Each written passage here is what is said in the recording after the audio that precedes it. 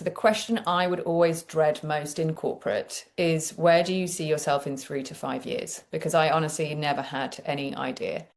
And this is not so much talking about that from a career perspective, although that may well be relevant. This is much more talking about it in different domains of our lives. So I don't know if people have had a chance to take a look at the exercise yet, but we'll come to that shortly. This is really about thinking about how intentional we're being about where we want to get to in 3 to 5 years. We've just been talking before I hit record about having children and everything else. Sinead, I'm guessing that with your 17-year-old, the last 3 years have been a blur. Something like that. And I don't know if anyone else finds this, but I find the older I get, the faster time seems to go. So the fact that it's even now almost the end of March, I can't believe, with 2021. The fact that we're now on class 12, I can't even believe, because it just feels like yesterday that we started. So if we're not intentional about the changes we want to make, having considered things like our values in last week, then realistically, we're probably not going to make that many changes. And we'll find that we're in exactly the same place in 12 months' time, 2 years' time, 3 years' time. And very often when I'm working with clients, this is what they will find, is they'll be like, well, I'm now nearly 50 or I'm over 50. I've got a nice title and a nice status, but I don't really know what I'm doing with my life. And every year that passes becomes more and more frustrating, and they feel more and more like they're in a hole of not being able to change that. So today we're going to talk about an exercise which will help us think about, well, where are the biggest gaps between where I am now and where I want to be in 3 years? And then what am I going to do about them? So as I said, this is not going to be about where do you see yourself in 3 to 5 years in work, when you're in an interview or wherever it may be, but career is a big part of this, because our career is what we spend the vast majority of our working days doing, but also it's a means to an end as well, right? So the money we make through our careers is a tool to then give us the life that we want. And so it's important that we are very successful in the way in which we define success within our career. So that's one of the key domains that we'd be taking a look at.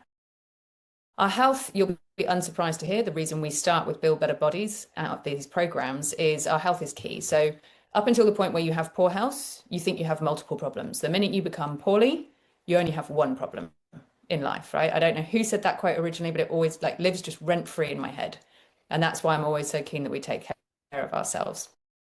So where are we in terms of the life domain of health? Our relationships, very closely tied to health. And I think we talked about the Harvard Life study of the 85 years of people being tracked. But having good relationships, having a small number of deep connections is one of the key determinants of longevity and good health span across your entire life. So are we really investing what we need to be doing in our relationships? And then finally, fulfillment. We talked last week about values. When we're working in an environment or with people who maybe don't have the same values, there can be a lot of friction about that. Likewise, the complete opposite of that is when we're working in a space and we are feeling that we're getting creative fulfillment. And then it's like you've got the tailwinds behind you. So if anyone here is a runner, very often when you're running and the wind is behind you, you don't realize the wind is behind you. Everything is just working. And then the minute you turn around at the other end and you're like, oh, good God, that's when you're not fulfilled. That's when you're not aligned with your purpose. But when you are, you can fly, basically. So these are the 4 domains, and there's quite a lot of detail in the exercise around these about what to consider and why they're important. But one of the key things that I've pulled into this slide is being precise is really key here. It's like if we're going to make goals, we need to make sure we're being very specific about what success looks like. So simply saying I want to be healthier is not really going to help us in a 3-year plan. Whereas being like, I actually want to increase my VO2 max if you're Mark, or I want to be able to, manage my HRV or whatever it may be. I want to be able to lift X amount, or I want to be able to lift full stop within that 3 to 5 year timeline is much more specific. So we need to think about what our targets are. And we want to be able to picture ourselves doing it, because what we can visualize is much more likely to happen. Where if it's something very vague of just, oh, I should take better care of myself, we don't know what that looks like. So we won't know when we're succeeding, and we also won't really know when we're failing, although we'll have kind of a gut feeling about it. So with those 4 different domains, the exercise involves sitting down and considering each and every one of them and identifying, where am I now? Where do I want to be in 3 years' time?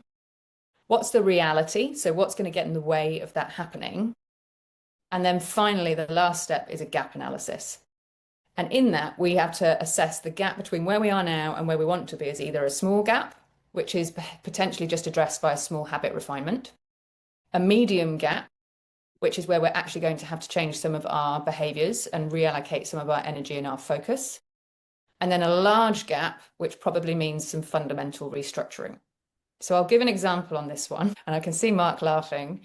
Fundamental restructuring, a good example, and I think the example I've used in the exercise, is changing your environment entirely. So if you want to, for example, let's say it's a career change. I'll use a very personal example. I loved living in Australia. I loved my job in Australia, but there was only so far I could go while I was in that smaller market as far as my employer was concerned, and just more generally because it was a smaller market and a smaller talent pool and there was just less potential there.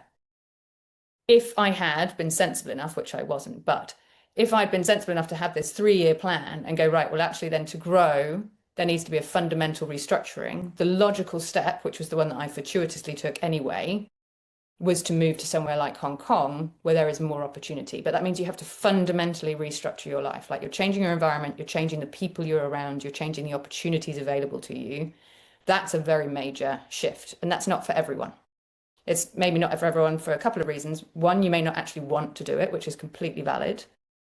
And the other is it may not even be feasible, even if you did. So if Sarah just went yesterday, tomorrow just went, oh, I want to up sticks and go, she can't. She has family, she has dependents, she has everything there, right? So we need to be realistic about what's actually feasible, and we're going to talk about in just a moment.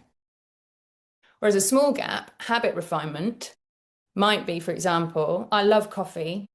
We all know I need to improve my sleep. I've talked about it now for the last 10 weeks. Stopping drinking coffee by 10 a.m. or 11 a.m. is going to definitely help my sleep, right? And we know that, but that's a small habit refinement. And something in the middle around new behaviors and reallocation will be perhaps changing my environment slightly to make sure that things like, so putting my weights right next to the door. So every time I walk past the door, I see the weights or something like that. But changing things and changing the behavior, so I start to consider myself as the type of person that picks up my weights and at least does a few deadlifts or something on my way out the door. Not amazing articulation on my part there, I would say, but I would love to know why Mark was laughing when I said fundamental restructuring before I go on to the next one. I was just wondering if there's a 4 as well instead of 1, 2, 3, like an enormous gap, enormous gap between where I used to be, where I think I'm heading. And during the sessions that you've done, you've given us or given me some incredible tools. And I last week when I was looking at the information again, I thought, why didn't you come on my path earlier in my life? But then I realized that at an earlier phase in my life, it would not have been that valuable because I wasn't there where I am now. So, like 10 years ago, I didn't think I needed help, right? So, yeah. So that's the reason I'm laughing is because I've seemed to have gone through all these gaps already, and there's still a long way to go. But yeah, very interesting how you seem to hit the nail on the head all the time. Oh, I see. Well, thank you very much. I mean, the way your Whoop age is going, you've probably still got another 60, 70 years, Mark. So I wouldn't worry about an enormous gap. You've got plenty of time to close it.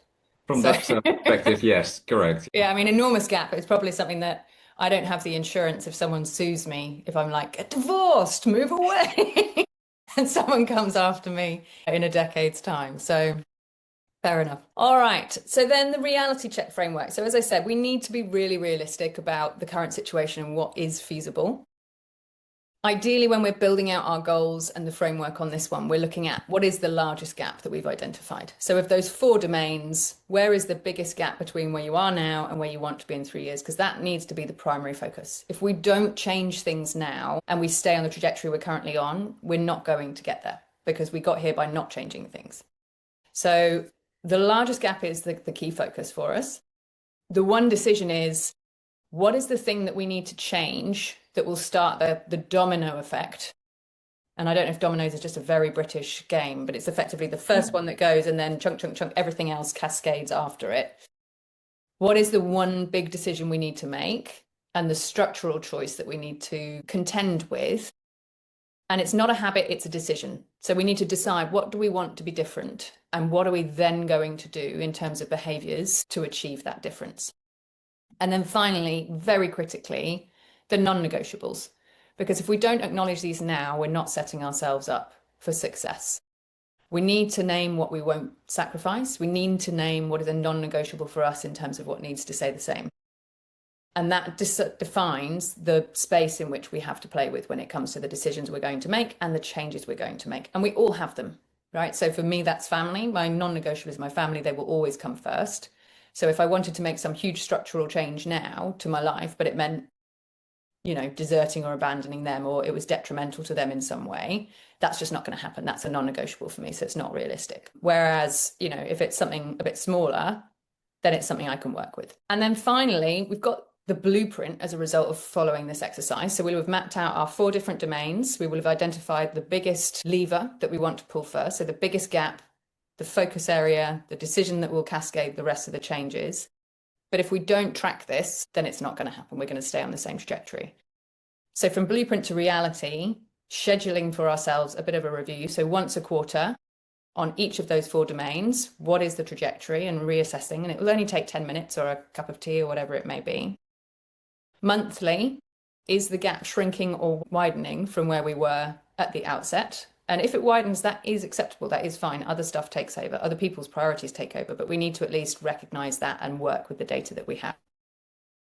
On a weekly perspective, we talked last week about using our values and that framework to make decisions, like, is this aligned with my values or not? But this is also, is this aligned? Does this move me closer towards the trajectory I want to be on, my 3-year blueprint, or does it not?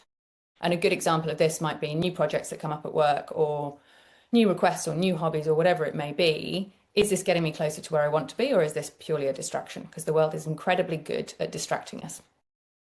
And then finally, every year, refreshing the full architecture, because doing this as a one and done for a 3-year plan, anyone who's worked in a business knows that makes no sense. The rest of the world changes. The rest of the world is currently changing faster than we've ever known. So actually refreshing this and saying, well, is this realistic? And Mark might go, well, actually now the change I want to make is even bigger. Or it might be, no, actually I'm way closer, but I want to set different goals as well. It's not about always moving the goalposts, but just being realistic about where we are each year and what has changed around us as well. So the final closeout on this really is, every decision we make today and every behavior we reinforce today is absolutely programming and deciding what happens in the future. So this is really just a way for us to be very conscious about the architecture we're building for ourselves in the future, and starting with this blueprint and then these regular check-ins to see if we're actually working towards that goal or we're working against ourselves.